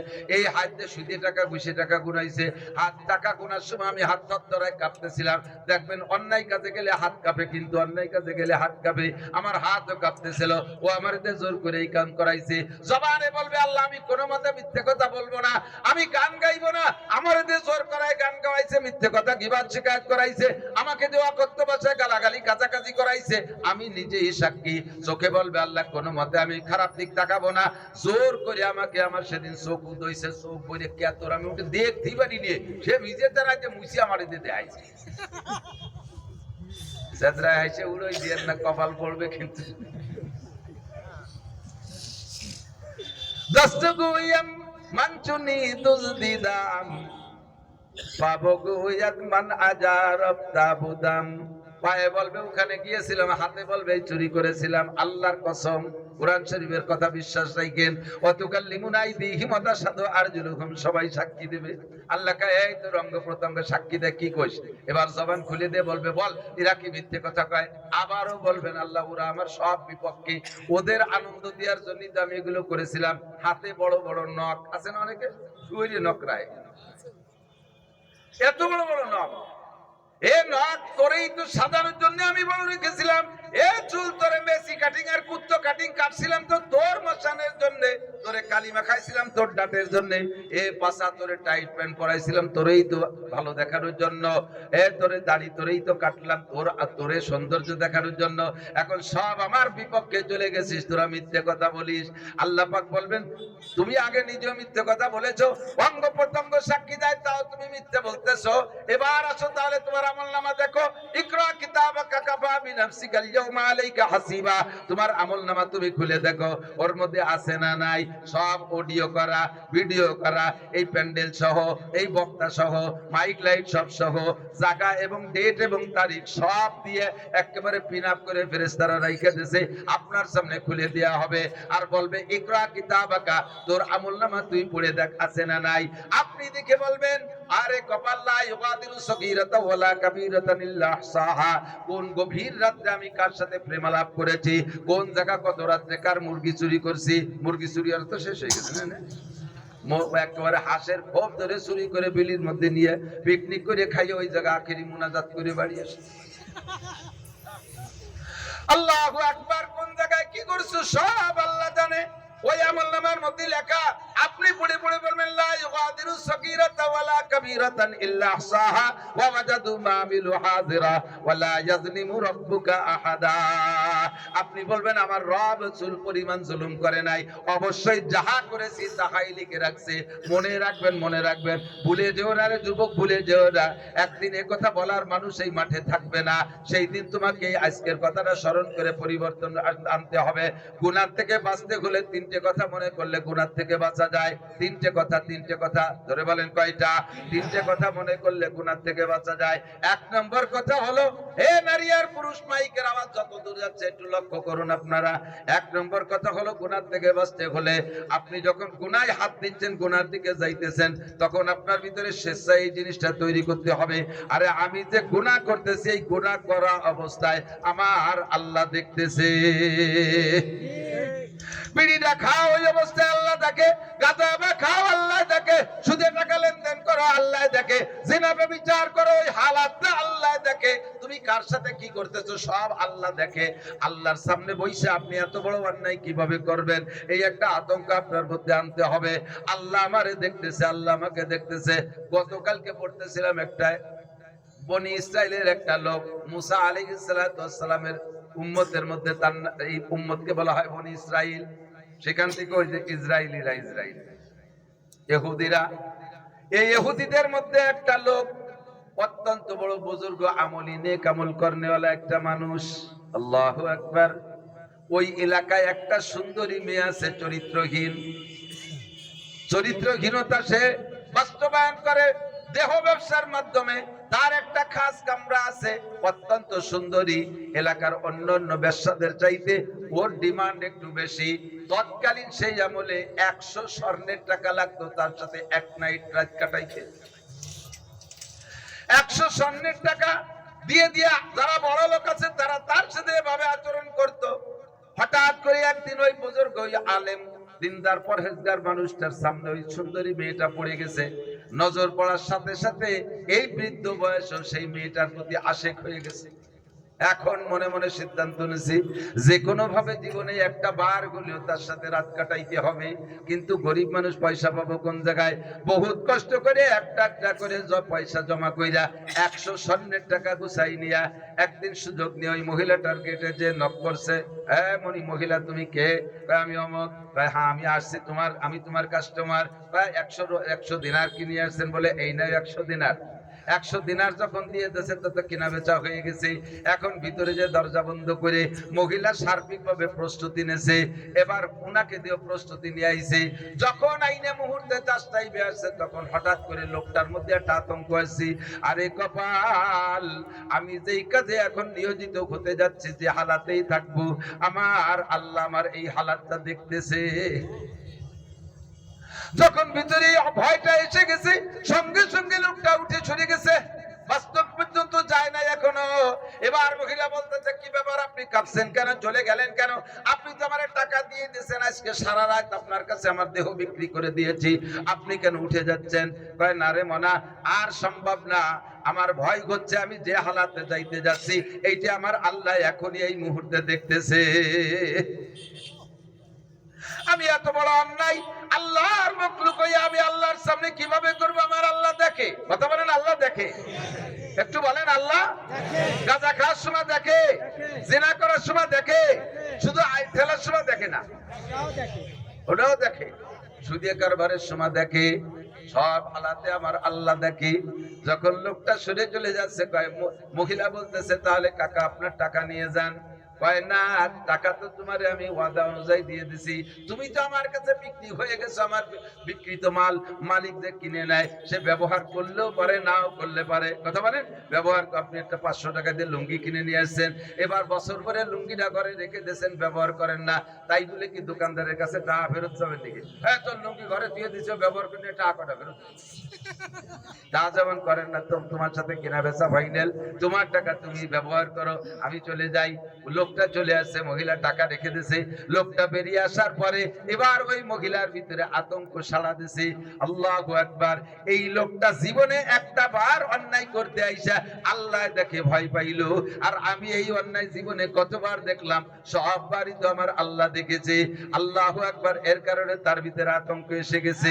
বুজুর্গানে দিন বলেন, কামেলে কর কাকে গিরদ জরশাবাদ, কামেলে কর কাকে গিরদ জরশাবাদ, নাকে সর জর বুরদে খাকে স্তর শাবাদ, উজে কারে বাহরে গওহর আওয়ারাত, আজে আহা সোয়ে বরসার আওয়ারাত, গর্তু সঙ্গে খারা মর মরবুদি, চোবা সাহেব দিল রসি গওহর ছবি, গিলে খুশবু এদর হাম্মাম রোজে, রসি দস দস্তে মাহবুবে বদস্তাম, বধু গুপ্তম কে মেশকিয়া আবিরি, কে আজবুয়ে দিলাবি যে তুমস্তাম, বগুপ্তামান গুল গিলে না চিজ বুদাম, ওয়ালেকিন মুদ্দতে বাগুল নশস্তাম, জামালে হাম নশীদর মান তরকাদ, ওয়াগার নামান হামা খা কম কে হাসতাম। একটু বলেন আল্লাহু আকবার। মেয়েটি বার বের হইছে, বের হইয়া খুঁজতেছে লোকটি গেল কোথায়। ওই লোক বাড়ি চলে গেছে। বাড়ি যাওয়ার পরে মহিলা 2-4 দিন পরে খুঁজতে খুঁজতে তার বাড়িও পৌঁছে গেছে। বাড়ির বাইরে থেকে বলছে, অমুক কি বাড়ি আছে? লোকরা বলতেছে, হ্যাঁ বাড়ি আছে। হুজুর ঘরের থেকে উকি মেরে দেখে সেই মহিলা। বলেন তো এখন আতঙ্ক কোথায়? এখনো তো তার মনের ভাব জানে না। হুজুর চিন্তায় পড়ে গেছে, না জানি এই মহিলা মনে হয় সেই দিনের কথা মানুষের কাছে বলে টলে এবার আমাকে ধরা করার জন্য আসছে। অপমানিত শেষ নাই, কি করা যায়? মহিলা এবার আইসে বলতেছে, ওগো হুজুর, আমাকে বিয়ে করতে হবে, আমারে যদি বিয়ে না করেন তাহলে আমি সেই দিনের কথা বলে দেব। হুজুরের যে বয়স, এখন ওই মহিলাকে বিয়ে করা সম্ভব না, কারণ সারা দেশে ওইটা প্রসিদ্ধ বেশ্যা। এমন বেশ্যার এমন একজন বুজুর্গ বিয়ে করবে, এটা লজ্জার ব্যাপার। মহিলার প্রেসারে আর ওই ভয় দেওয়ার কারণে হুজুর তাৎক্ষণিক একটা চিৎকার মারে স্টক করে পুড়ে মারা গেছে। কিন্তু মহিলা বেঁকে যায় নাই। মহিলা এবার বাড়ির সবাইরে খুঁজে বললেন, বিস্তারিত বলেই বললেন, এমন একটা বুজুর্গর সাথে আমি বাকি জীবন কাটানোর জন্য আমি তওবা করে চলে আসছি, আমি আর ওই অন্যায়ের মধ্যে যাব না। আমি বুঝছি আমার সব আমার আল্লাহ দেখে। ওই পরিবারে আর কেউ আছে নাকি? আমাকে আল্লাহ তাআলা এই মর্মে বহুত ইনকাম দিয়েছে, সব ইনকাম সহ তার ঘরে চলে আসব। হুজুরের পরিবারে কেউ আছে নাকি আমাকে বিয়ে করার মতো? হুজুরের গরিব একটা ভাই ছিল, সেও বড় আল্লাহওয়ালা, পরবর্তীতে মুরব্বি মুরব্বীরা ধরে তার সাথে বিবাহ করাই দিয়েছে। আর এবার এখন থেকে তার সুখের দাম্পত্য শুরু হয়ে গেছে, বৈধ দাম্পত্য। কিতাবে লিখেছে বাকি জিন্দেগিতে ওই দম্পতি দুইজনের ভিতর থেকে আল্লাহ তাআলা 7টা পুত্র সন্তান দান করেছেন, 7টাই ছিল যোগ্য বিজ্ঞ হক্কানি আলেম। তুবু ইলাল্লাহি তাওবাতান নাসুহা, আল্লাহর কাছে যদি খালিস তওবা এমন করা যায় তাহলে আল্লাহ তওবা কবুল করে প্রতিদানও আল্লাহ পাকে মন দিয়ে থাকে। হাজ্জাজ ইবনে ইউসুফ এসে গেল। আরেকটা গল্প বলে যাই। হাজ্জাজ ইবনে ইউসুফ একজন জালেম বাদশা ছিল, যদিও নামে মুসলমান। মুসলিম দেশের ভিতরে মক্কা মদিনা দিয়েই তার ছিল, ওই আরব আমিরাতে ছিল তার শাসন এলাকা। এই হাজ্জাজ ইবনে ইউসুফ একবার, খেয়াল করেন, হাজ্জাজ ইবনে ইউসুফ একবার কাবা ঘর তওয়াফ করতে গেছে। যদিও জালেম তবুও মুসলমান তো নামে। আমাদের দেশে বহুত আছে, খেয়াল করেন, ঘুষ খায়, সুদ খায়, চুরি করে, ডাকাতি করে, টোন মারে, মন মারে, রাস্তা মারে, খাল মারে, বিজিএফ কার্ড বেশি খায়, পঙ্গু বাটা বেশি খায়। আছে না এরকম ভালো মানুষ? বড় বড় বাঘা নেতারা জীবনে কোনোদিন আসার খাইয়া পশ্চিম দিক পড়ে না। আবার মোটা টাকা গুছাই নিয়ে সব পরিবার একটু হজ উমরা করতে যায়। হজে তার আগেও নামাজ পড়তো না, আল্লাহর ফজলে আইসিও পড়ে না। এরকম আলহাজ আছে না? হাজ্জাজ ইবনে ইউসুফ এমন আলহাজ, ও কাবা ঘর তওয়াফ করে অহংকার। এমনি কাবা ঘর তওয়াফ করতে হয় পায়ে হাইটা। যদি অসুস্থ হয় তাহলে হুইল চেয়ারে ঘুরানো যায়, ওই জায়গা উট ঘোড়া গাদার পিঠে চড়ার জায়গা না। কিন্তু হাজ্জাজ ইবনে ইউসুফ ঘোড়ার পিঠে বসে বসে তওয়াফ করতেছে। তওয়াফ করতে করতে হঠাৎ করে দেখে একটা লোক কাঁদতেছে, অঝরে কাঁদতেছে। লোকটা অন্ধ। এই অন্ধ কানা লোকটা কাবাঘরের পাশে বৈশা বৈশা কাঁদতেছে। কিছুক্ষণ তওয়াফ করে আবার বসে কাঁদে। অন্ধ মানুষ তো একা একা ঘুরে পারে না, কষ্ট হয়ে যায়। হাজ্জাজ ইবনে ইউসুফের সাথে যখন দেখা হয়েছে, জিজ্ঞেস করছে, এই তুমি কাঁদো কেন? ওই অন্ধ লোকটা বলতেছে, স্যার আমি কান্দি, আল্লাহ পাক আমাকে জন্মসূত্রে দুটো চক্ষু দেয়নি। যেই মায়ের পেট থেকে জন্ম নিলাম ওই মায়ের চেহারাটা কেমন তাও দেখতে পারলাম না। যেই বাপ আমার জন্মদাতা তার চেহারাটা আমি দুনিয়ায় দেখতে পারি নাই। পরবর্তীতে বড় হলাম, আমারে মুরব্বীরা বিবাহ করাইছে। যেই সুন্দরী না কালো আমার বউটা, আমি আমার বউটাকে চেহারা দেখতে পারলাম না। এরপরে আল্লাহ আমাকে অনেকগুলো সন্তান দিয়েছে, আমি একটা সন্তানের চেহারা দেখতে পারি নাই। আল্লাহর কোরআনটা চোখ দিয়ে দেখে পড়তে পারি না, নবী পাকের হাদিস চোখ দিয়ে দেখে পড়তে পারি না। আল্লাহর ঘর কাবা ঘর তওয়াফ করি, এই ঘরের দিকে আমি চোখ দিয়া দেখে তওয়াফ করতে পারি না। মনের মধ্যে বড় জ্বালা, আমি এখানে তওয়াফ করি আর আল্লাহর কাছে আমার চোখ দুটো খোলার জন্য কাঁদি। আল্লাহ তুমি আমার চোখ দুটো খুলে দাও, আমি যেন তোমার ঘরটার এক নজর দেখে যেতে পারি। রহে মেরা মাসকান হাওয়ালি এ কাবা, বনে মেরা মতবন্দিয়ার মদিনা, ওহা জলওয়া ফরমা হায়াতুন নবী হায় এহি জায়রিনে মাজারে মদিনা। রাসূলের রওজায় যাব, রওজাটারে চোখ দিয়ে দেখবো, কালো ঘরটারে দেখে যাব, কল্পনা করব, নামাজ পড়বো, কিন্তু আমারটা কপালে নাই, দেখতে পারি না। এই জন্য চোখের জন্য আল্লাহর কাছে আমি মুনাজাত করি আর কান্দি। হাজ্জাজ ইবনে ইউসুফ বলেন, কয় তওয়াফ করেছিস? কয় 3 তওয়াফ। 3 গুল্লি, 7 গুল্লিতে 1 তওয়াফ হয়। কয় এখনো তওয়াফ পূর্ণ হয় নাই, 3 গুল্লি দিছি আর 4টে বাকি আছে। হাজ্জাজ ইবনে ইউসুফ বললেন, বাকি 4 গুল্লির ভিতরে যদি তোর চোখ না খুলে, তুই তো চোখের জন্য কাঁদতেছিস, বাকি 4 গুল্লির মধ্যে যদি তুই তোর আল্লাহর সাথে যোগাযোগ করে চোখ না খুলাইতে পারিস, আমি ঘুরে আইছে তোর এই কাবার চত্বরে জবই করব। কন্ত দেখি মাতুবাড়ি কার আছে? এই অন্ধর কি নিজের কোন ক্ষমতা আছে? জালেম কেমন জালেম! এ জালেম বলে দিছে, যদি বাকি 4 তওয়াফের ভিতরে তোর চোখ তোর আল্লাহ খুলে না দেয় তাহলে তোরে এই জায়গা জবাই করব। এবার লোকটা কান্না শুরু করছে। কেমন কাঁদা? কাঁদতে কাঁদতে কাঁদতে কাঁদতে ঘুরতেছে আর কাঁদতেছে, ঘুরতেছে আর কাঁদতেছে। সপ্তম চক্কর যখন হয়ে গেছে, সপ্তম চক্কর ওই সবুজ বাতি যেখানে, আল্লাহু আকবার, ওই জায়গা যাওয়ার সাথে সাথে আল্লাহ পাক তার চক্ষু দুইটা খুইলা দিয়েছে। আল্লাহু আকবার। হাজ্জাজ ইবনে ইউসুফের সামনে এসে বলে, হযরত আমার চোখ খুইলা গেছে। হাজ্জাজ ইবনে ইউসুফ বলেন, তুই কাবা ঘরের পাশে কতদিন পর্যন্ত ঘুরিস? কয় হুজুর 20-30 বছর পর্যন্ত আসি আর এই চোখের জন্য কাঁদি, কিন্তু আমার চোখ খোলে না। আজকে যে খুললো কেন বুঝলাম না। কয় খুললো কেন বুঝলে না? এতদিন কাঁদছো যেই কাদা, আজকের শেষের 4 চক্করের কাদা একটু ভিন্ন রকম। আজকে হলো জীবন মরণের কাদা কাঁদছো। চোখ না খুলে তাহলে চুপ হয়ে যাব। এই কাদার আগের কাদা এক দরে বিক্রি হয় না, কথা কান ঠিক কি ঠিক না? আল্লাহু আকবার, তাওবা ইলাল্লাহি তাওবাতান নাসুহা। ও যুবক, তুমি আজকে কাঁদো, তুমি এমন একটা কান্না দাও, তুমি যুবক মানুষ, তোমাকে আল্লাহ ওলি বানায়া নিবে, তোমাকে আল্লাহ ওলি বানায় নেবে। যে কি বলা হয়, জুনায়েদ বাগদাদি, জুনায়েদ বাগদাদি না, মদের আসরের মদের আড্ডার মানুষ এবং শক্তিশালী একজন পাহলোয়ান, শক্তিশালী পাহলোয়ান। মদ খাইয়া গাঁজা খাইয়া নিশা করি এরপরে কুস্তিতে যাইতো। আল্লাহ পাক রব্বুল আলামিন তার তওবা কবুল করে নিয়ে তারে বিশ্ববিখ্যাত ওলি বানাই দিয়েছে। তোমারে যদি আল্লাহ ওলি বানায়, তুমি এই গানের আড্ডায় যে মজা পাইবা, রাতের বেলা ফেসবুক দেখে যে মজা পাবা, টেলিভিশনে ল্যাংটা ছবি দেখে যে মজা পাবা, আজ চাইতে কোটি কোটি গুণ মজা যদি আল্লাহর জিকিরে না পাও, সেই দিন তুমি আবার ফেরত দিও, সেদিন তুমি আবার ব্যাকে চলে যাইও। কাজেই তোমার গুনাহ করার সময় কল্পনা করতে হবে, আমার এই হালাতটা কে দেখে। দোকানের ব্যবসায়ী ভাইরা আছেন, বসে বসে আপনি কিনা বেচা করেন, মসজিদে আজান হয়, আপনি মসজিদে যান না, ওই হালাতটা আল্লাহ দেখে কি দেখে না? মালের মাপের মধ্যে আপনি কম দিচ্ছেন, ওই মাপটা আল্লাহ দেখতেছেন। ভেজাল মাল দিচ্ছেন, আল্লাহ দেখতেছে। আপনি যা কিছু করেন আল্লাহ দেখে। এই কল্পনাটা যদি ভিতরে আনেন, তাহলে আপনার গুনাহ থেকে ফিরে আসা সম্ভব। মনে আছে তিনটে কথা? 2 নম্বর গুনাহ থেকে ফেরার জন্য 2 নম্বর শর্ত হলো আপনার মনের মধ্যে এইটা আনতে হবে, আমি যে গুনাহ যা করতেছি, কিরামান কাতিবিন, গোয়েন্দা ফেরেশতা আমার কাঁধে বসে আছে, ওরা বিচ্ছিন্ন হয় না, ওই হালাতে আমার ওই গুনাহটা লিখে রাখতেছে, ছবি করে রাখতেছে। এই ভয়টা যদি ভিতরে আসে, আল্লাহ, আপনি যদি রাস্তায় যে হাঁটেন আর কোনো আসামি হন, যদি কোনো কেসের আসামি হন, পিছনে যদি আপনার আতঙ্ক থাকে যে পুলিশ যে কোনো সময় আসতে পারে, তাহলে আপনার চলাফেরা কেমন হবে? ওপেন জায়গায় হাঁটবেন না, হাট বাজারে যাবেন না, খোলামেলা যাবেন না, চিপা চাপা কোনা কানা গান বাগান দিয়ে পলাই পলাই বেড়াবেন, কথা কোন ঠিক কি ঠিক না? আপনার আতঙ্ক যদি থাকে, 2 ফেরেশতা কাঁধে বসে সব কিছু আমার লেখে, তাহলে আপনার সবকিছু কন্ট্রোল হয়ে যাবে।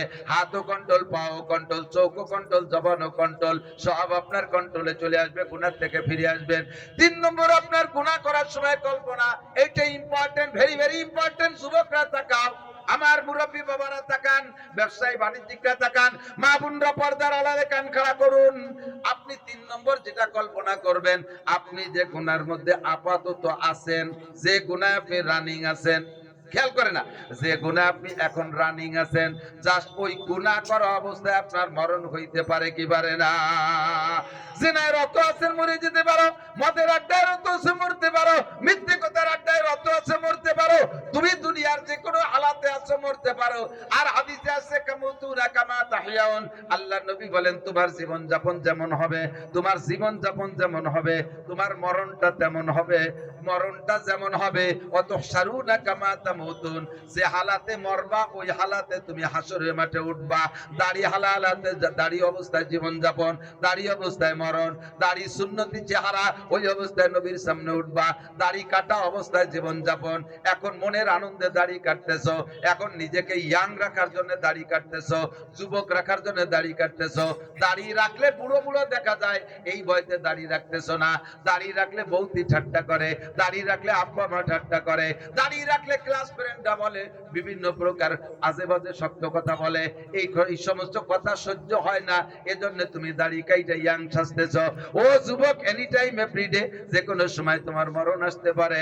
ওই অবস্থায় যদি তোমার মরণ হইয়া যায়, আল্লাহর কসম, কিয়ামতের ময়দানে তুমি দাড়ি কাটা অবস্থায় উঠবা। দাড়ি কাটা কোন উম্মতকে নবী পাক উম্মত বলে প্রথম চান্সে পাত্তা দিবে না। তোমার মাথার চুলগুলো তুমি কেমন কাটাইলা, ওই চুল অবস্থায় তোমার মরণ হবে, ওই হালাতে উঠবা। তোমার ওই হালাতটা নবী পাক সাপোর্ট করবেন না। তুমি প্যান্ট শার্ট টাই কোট পরা অবস্থায় তোমার জীবন যাপন, ওই হালাতে তোমার মরণ। যদিও তোমারে কাফন পরায় পাঠাইছি, কিন্তু মরছো তুমি যেই পোশাকে, হাসরের মাঠে উঠবা তুমি সেই পোশাকে। তোমার পোশাক যদি সুন্নাতের খেলাফ হয়, তাহলে নবী পাক তোমাকে উম্মত বলে অ্যাকসেপ্ট করবে না।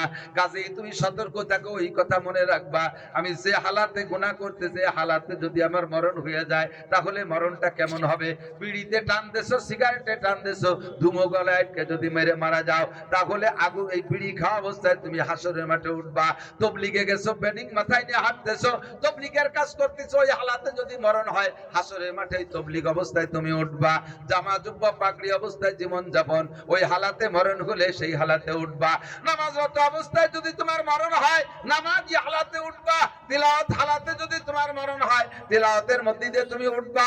আল্লাহু আকবার। আত-তাজিরুস সাদুকুল আমিন ইহশারুনা ইয়াওমাল কিয়ামাতি মাল আমবিয়া ওয়াস সিদ্দিকিন ওয়াস শুহাদা। নবী পাক বলেন, ন্যায় নিষ্ঠা সত্য সঠিক ব্যবসায়ী, ন্যায় নিষ্ঠা সত্য সঠিক ব্যবসায়ী, যার ব্যবসায় ধোঁকা নাই, ফাঁকি নাই, মিথ্যে নাই, মিথ্যে কসম। একদল আছে ব্যবসায়ী মিথ্যে কথা কসম খায়, আল্লাহর কসম যদি এই লুঙ্গিতে 1 টাকা লাভ করি, কিনা দামে দিলাম, যার কাছেই বেচে তার কাছেই কিনা দামে দেয়, 1 টাকাও লাভ করে না। তাই তুমি 50,000 টাকা নিয়ে পুঁজি নিয়ে বসলে এখন 50 লাখ টাকা হলো কি লাভ? তো তুমি কের কাছে করো না, কসম খাইয়ে তুমি কিনা দামে বেচো। কসম খাইছে কি কয় যে আল্লাহর কসম 1 টাকা লাভ করি নেই। সত্যি মিথ্যে কথা কই নেই, কারণ লাভ করছে 300 টাকা, 1 টাকা তো লাভ করি নেই। আরো কসম খাইছে আল্লাহর কসম 1 টাকা লাভ করি নেই। আমি মিথ্যে কথা বলি। মিথ্যে কথা বলেন নাই তবে ধোঁকা দিয়েছেন, মিথ্যে কথা বলেন নাই তবে ধোঁকা দিয়েছেন। কথা কান, আপনি যখন কসম খাইছেন 1 টাকা লাভ করি নাই, কিনা দামে দিছি, তখন আপনি মিথ্যে কথা বলেন নাই ঠিক, কিন্তু ধোঁকা দিয়েছেন। ওই লোকটা সরল মানুষ মনে করছে তাহলে কিনা দামে দিয়েছে, যখন নিয়ে যাই। আল্লাহু আকবার। হুজুর বলেন, মান গাসসা ফালাইসা মিন্নি, যে ধোঁকা দেয় সে আমার উম্মত না। আর নবী যদি তোমার উম্মত বলে পরিচয় না দেয়, হাসরের মাঠে তোমার কোনো উপায় থাকবে না। সমস্ত নবী রাসূল আমার নবীর কাছে আসবে সুপারিশ চাইতে, সমস্ত উম্মত নবী পাকের মাধ্যমে পার হয়ে যাইতে পারবে। কিন্তু তুমি যদি উম্মতের খাতায় নাম লেখায় রাখতে না পারো ধোঁকাবাজির কারণে, তাহলে তুমি বাদ পড়ে যাইবা। কথায় এসে গেছে, বইলা গেলাম। 3টে গুনাহ থেকে বাঁচার 3 পদ্ধতি।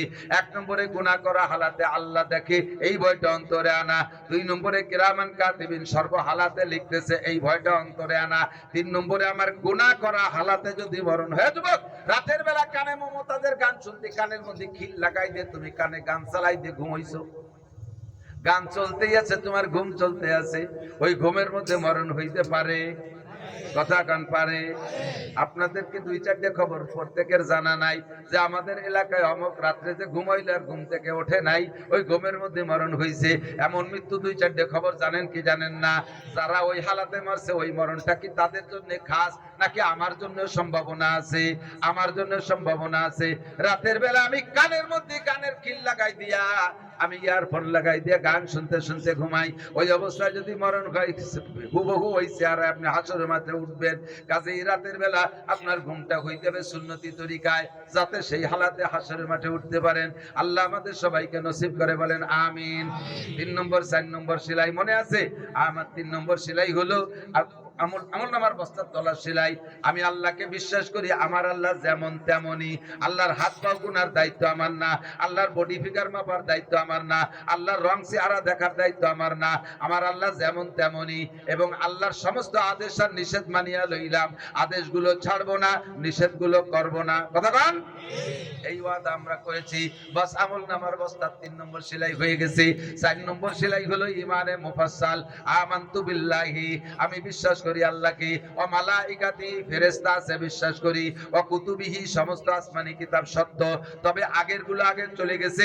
এখন কিয়ামত পর্যন্ত চলবে একমাত্র কোরআন। তাওরাত আর ইনজিল আর জবুর চলবে না। জোরে বলেন চলবে না। খ্রিস্টানরা আইসা এদিক খ্রিস্টানরা আইসা মুসলমানদের ভিতরে পর্যন্ত ইনজিল বই বিতরণ করতেছে, তাওরাত শরীফ বিতরণ করতেছে, ইনজিল বই বিতরণ করতেছে, বাইবেল বিতরণ করতেছে। একটু খেয়াল করেন এর মধ্যে কি আছে দেখি, এই বলে ওই বই পড়বেন না। এমন সুন্দর করে বাংলায় লেখছে, আপনি দেখতে যাইয়ে ধোঁকা খেয়ে যাবেন, দেখতে যাইয়ে ধোঁকা খেয়ে যাবেন। এই ইনজিল বাইবেল আর তাওরাত বিতরণ করতেছে, আল্লাহর কসম ওগুলো টেম্পার শেষ, ওর একটা মেয়াদকাল ছিল বাতিল। 1500 বছর আগে কোরআনে কারীম দুনিয়া আসে, সেই থেকে কিয়ামত পর্যন্ত একমাত্র কিতাব চলবে মুসলিম সমাজে। কিতাবটার নাম জোরে বলেন কি? আল কোরআন ছাড়া অন্য কোন কিতাব আমাদের জন্য চলবে না। আর কোরআনের ব্যাখ্যা দেওয়ার জন্য নবী পাক অসংখ্য হাদিস রেখে গেছে, সেই হাদিসগুলো মুহাদ্দিসিনে কিরাম কিতাবে কিতাবে লিখে রাখছে। বুখারী, মুসলিম, তিরমিজি, আবু দাউদ, নাসাই, ইবনে মাজাহ, আরো বহু কিতাব আছে, এগুলো আমরা বিশ্বাস করি। বাকি তাওরাত আর ইনজিল চলবে না, কিন্তু ওগুলো আসমানি কিতাব স্বীকার করি। 4 নম্বরে সমস্ত নবী রাসূল সত্য, তবে কিয়ামত পর্যন্ত আর কোন নবী রাসূলের দরকার নাই, একমাত্র নবীর নাম মুহাম্মাদুর রাসূলুল্লাহ। ঠিক কি ঠিক না? গোলাম আহমদ কাদিয়ানী ভারতের পণ্য, গোলাম আহমদ কাদিয়ানী নবুয়তি দাবি করেছে, ও কি সত্য নবী না ধোঁকাবাজ? একটু বলতে হবে কি বাজ? ও মোমেন না কাফের?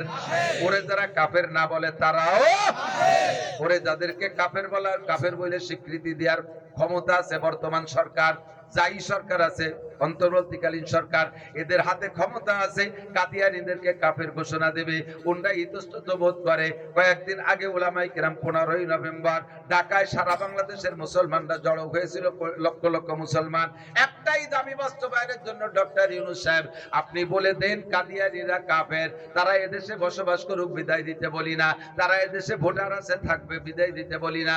থাকবে এদেশে হিন্দুরা যেমন হিন্দু পরিচয় দিয়ে থাকে, খ্রিস্টানরা খ্রিস্টান পরিচয় নিয়ে থাকে, ওরাও বাংলাদেশে থাকবে কাদিয়ানী কাফের পরিচয় নিয়া।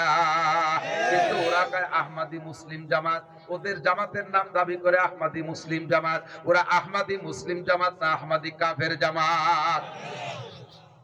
5 নম্বর আমার ওয়ালিয়ামিল আখির, আজকে যে শনিবারই রাত চলে, শুক্রবার চলে গেছে সন্ধ্যার আগ পর্যন্ত, হঠাৎ করে একদিন শনিবার আসবে, শুক্রবার আসবে, ইজা জুলজিলাতিল আরদু জিলজালাহা ওয়া আখরাজাতিল আরদু আসকালাহা আল কারিয়াতু মাল কারিয়া ওয়া মা আদরাকা মাল কারিয়া। একটা জাকি দেবে শুক্রবারে, ওই জাকিতে কিচ্ছু থাকবে না, সব শেষ হয়ে যাবে, ওইটা হবে শুক্রবারে। ওর পরে দুনিয়ায় আর কোনোদিন শনিবার হবে না। বিশ্বাস হয়? ধরে বলেন হয়? 5 নম্বরটা হয়ে গেছে। 6 নম্বর এই ইমানে মুফাসসালের ভিতরে ওয়াল কদর, ভাগ্যকে বিশ্বাস করি, খাইরিহি ওয়া শাররিহি মিনাল্লাহি তাআলা। আমার তাকদীরে যা হয়, আমি যেটা বাস্তবে দেখতেছি, সব ফয়সালা করেন আমার আল্লাহ। ধনী বানায় আল্লাহ, গরীব বানায় আল্লাহ। কথা বলেন, ধনী বানায় আল্লাহ, গরীব বানায় আল্লাহ, মেম্বার বানায় আল্লাহ, চেয়ারম্যান বানায় আল্লাহ, মন্ত্রী বানায় আল্লাহ, প্রাইম মিনিস্টার বানায় আল্লাহ। আবার যদি আমার চরণে আল্লাহ কষ্ট পায়, আমাকে অপমান করে সরাই দিয়া ওই জায়গা আরেকজনকে দাঁড় করে। জোরে বলেন, কাম কে করে? একটু মুখেই স্বীকার করেন, কে বলে? আমরা। আল্লাহু আকবার। যেহেতু মন্ত্রী পরিষদের নাম চলে আসছে, প্রাইম মিনিস্টার, কাজে আমরা গোপালগঞ্জের মনের মধ্যে একটু নষ্টামি আসতেই পারে। এদিক বাদ দেন, আমলিক করবেন, আমিও আমলিক করব, কিন্তু আমলিক যদি কোরআন সুন্নাহর বিপক্ষে কথা বলে, তাহলে কোরআন সুন্নাহর বিপক্ষের ওই কথাটা মানবেন নাকি? কথা বলেন। আমি তখন আমলিকরে চিরতরে বাদ দিতে প্রস্তুত। আমার আল্লাহ, আমার আল্লাহর রাসূল, আমার কোরআন আর আমার হাদিস আগে, তারপরে আমার আমলিক। কথা বলেন ঠিক কি ঠিক না? বিএনপি করব, আমার মনে ভালো লাগে রাজনীতি দল বিএনপি, কিন্তু কোরআন সুন্নাহর বিপক্ষে যখন বিএনপি আসবে, তখন বিএনপি কে ঝাঁটা মারবো। আমি ওই বিএনপির সাথে যাব না, ওই বিএনপির আমি কখনো সমর্থন করি না। কথা বলুন ঠিক কি ঠিক না? আরে সরমুনার পিসাবও যদি কোরআন সুন্নাহ বাদ দিয়ে আসে, মুখে বলে ইসলাম, ভিতরে কোরআন সুন্নাহ নাই, সরমুনার পীরও বাদ, জামাত ইসলামও যদি মুখে বলে কোরআন হাদিস, কিন্তু ভিতরে আমি ঢুকে দেখি কোরআন হাদিস নাই, সঙ্গে সঙ্গে লাথি মেরে পিছনে চলে আসব। আমি আমার আল্লাহ রসুলকে বাদ দিয়ে কোন প্রকার রাজনীতি করতে রাজি। বয়সকালে একটু মুরব্বীরা বলেন রাজি। থাক, সবকিছু তকদিরের মালিক আল্লাহ। শেখ হাসিনাকে আল্লাহ যতদিন পছন্দ করেছিলেন দেশে রেখেছিলেন, এরপরে তার হায়াত আছে, আল্লাহ তাআলা তারে সরাই নিয়ে গেছে, ক্ষমতা হাত থেকে ছুটাই নিয়েছে। আবার যদি তকদিরে থাকে আসবে, আর যদি তকদিরে না থাকে আসবে না। এ জায়গা আমার আপনার জবান দারাজি কইরা আমি আপনি ভাষা ব্যবহার করে যেন বেঈমান, ঈমান থেকে বিচ্যুত না হয়ে যায়, বেঈমান না হয়ে যায়, লক্ষ্য রাখতে হবে। কথা কান ঠিক কি ঠিক না? তকদিরের মালিক আল্লাহ। ওয়াল বাসি বাদাল মাউত, 7 নম্বর হলো মরার পরে আবার উঠতে হবে।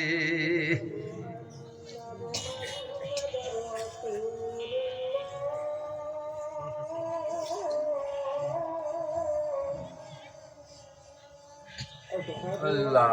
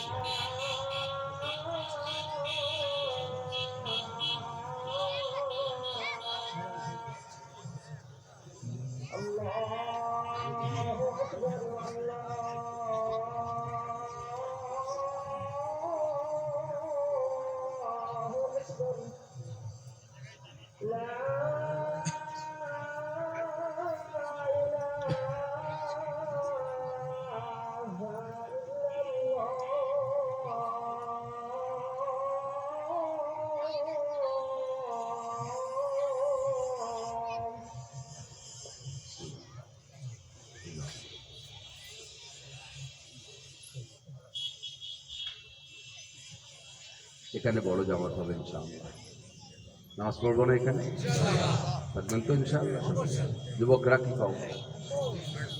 ইসলামের তো শুনতেই আজান দিয়ে একটা ঝামেলা গেল, নামাজের একটা ঝামেলা বাধা গেল, তাই নাকি? আজকের নামাজ এখানে জামাতের সাথে পড়বো, কারা কারা রাজি আছে? অনেকে আজ অল্প একটু উঠেছে, দুই রিকাত পড়ে চলে যাবে, সত্যি অদা করছেন এখানে জামাতে। ওই মসজিদে অল্প কিছু লোক থাকলে একটা জামাত ওখানে হয়ে যাবে, এখানে বড় জামাতে আমরা নামাজ পড়বো। দেখছেন কত মানুষ, এত মানুষ একসাথে জামাতে নামাজ পড়লে একটা আলাদা মজা আছে। রাজি আছেন তো ইনশাআল্লাহ?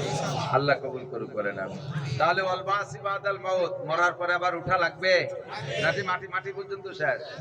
মরা পর্যন্ত শেষ। ভালো করে মনে রাখেন, মানুষ মাটি দিয়ে সময় কি দোয়া করছেন? মিনহা খলাকনাকুম, তোমার এই মাটি থেকে বানাইছি, অফিহা নুইদুকুম, আবার মাটির মধ্যে এনে ছাড়বো, অমিনহা নুখরিজুকুম তারাতান উখরা, আবার এই মাটির থেকে আমি আল্লাহ বের করেই ছাড়বো। তুমি সাজাইল গ্রামে বাগানের মধ্যে তোমার মাটি হইছে, তাই বলে আল্লাহ তোমারে তালাশ করে পাবে না, সে চিন্তা হইল না।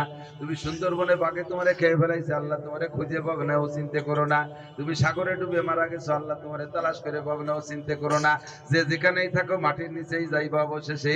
অনুখরিজুকুম মিনহা খলাকনাকুম ওয়া ফিহা নুইদুকুম ওয়া মিনহা নুখরিজুকুম তারাতান উখরা। দ্বিতীয়বার আবার মাটি থেকে উঠা। যুবক আমার দিক তাকাও, যদি আবার মাটি থেকে উঠা না লাগতো তাহলে আমিও বলতাম চল দোস্ত একসাথে একটু মদ গাজার আড্ডা করি, একসাথে একটু প্রস্কটারে যাই, একসাথে একটু গান বাজনা করি, আমিও তোমাদের সাথে মিলে পড়তাম। এবং কোন নবী রাসূল আর এই পরামর্শ দিত না, আখিরাতের পরামর্শ দিত না। যেহেতু মরা পর্যন্ত শেষ না, মরার পরেই শুরু, মরার পরেই শুরু। এই জন্য ওই জগৎটারে বড় ভয় পাই। আমার এই ঈমানকে ঠিক রাখতে হবে। আমল নামার বস্তার নিচে 4টে সেলাই, ঠিক আছে তো? এরপর আল্লাহ কয় ইয়া আইয়ুহাল্লাযীনা আমানু, এবার তোমরা 4টে সেলাই দিয়ে আমল নামার বস্তার তলায় ঈমানের সেলাই দিয়ে মজবুত করছো বস্তা। এবার উদখুলু বিসিলমি কাফা, ওই বস্তার মধ্যে পরিপূর্ণ ঢোকো, ইসলাম নিয়ে ঢোকো। ইসলাম কাকে বলে?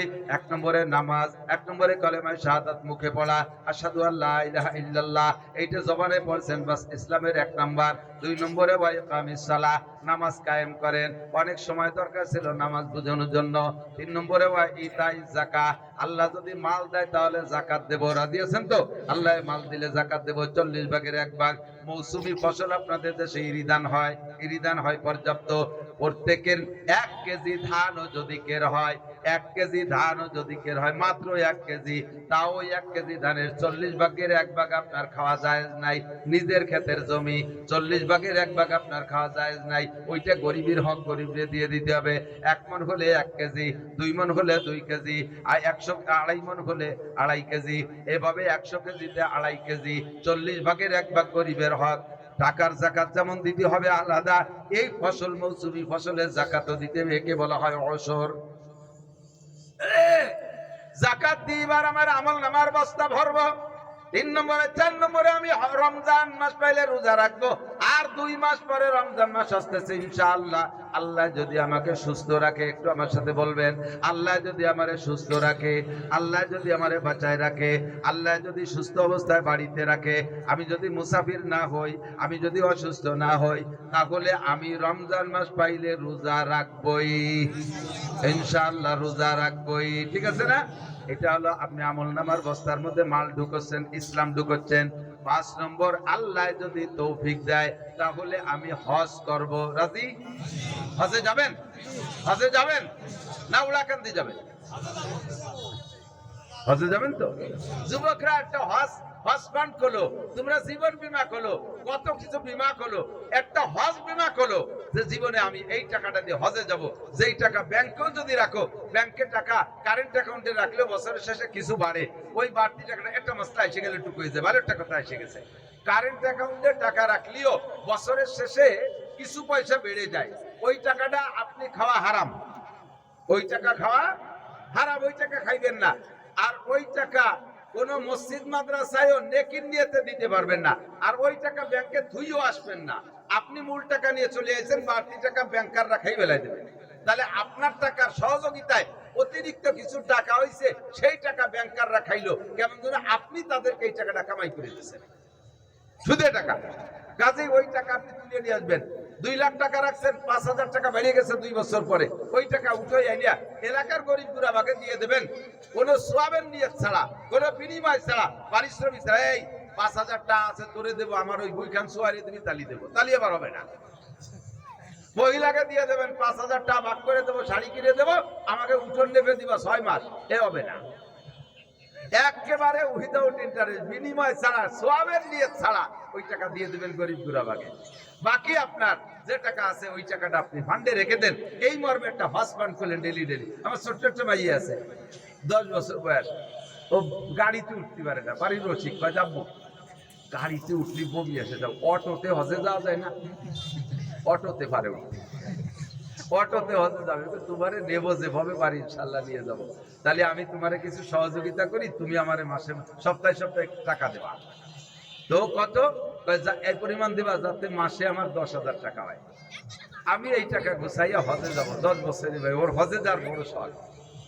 এমনি তোমারে নিয়ে যাবো, তারপরে তুমি যেহেতু বলছো কায়দা করে, ওর নামে একটা অ্যাকাউন্ট খুলে আমি সেই জায়গায় 10,000 টাকা করে মাসে রাখি, যে যখন পুড়ে যাবে ওর টাকায় ওর যাইতেও সহজ হয়ে যাবে। ওর মনের মধ্যে একটা আনন্দ থাকবে যে আমি ছেলেবেলার থেকে এইভাবে পয়সা গুছাইছি হজের জন্য, ওর জীবনে একটা ক্রেডিট হয়ে থাকবে। কথা বলেন ঠিক না? তোমরা ছোটরা এভাবে একটা ফান্ড খুলে বানাইতে পারো, মুরব্বীরা চেষ্টা করতে পারেন। এগুলো হলো সব ইসলাম। আরো বহুত আছে ইসলাম বলতে গেলে, মৌলানা মাকসুদ সাহেব আছে, মৌলানা জামাল উদ্দিন সাহেব আছে, তারা ইনশাআল্লাহ ইসলাম বুঝবে আপনাদেরকে। যে কথাগুলো আমলের জন্য বলবে সব কথাগুলো ইসলাম। আল্লাহ কয় উদখুলু ফিস-সিলমি কাফা, ইসলামের মধ্যে ঢুকলে পরিপূর্ণ ঢোকো। 50-50 ইসলাম আমার কাছে গ্রহণযোগ্য নয়। আদাবিতে মুসলমান হবে না, পাক্কা মুসলমান হয়ে আসবা। আল্লাহ তাআলা আমাদের পাক্কা মুসলমান হওয়ার তৌফিক দান করুন।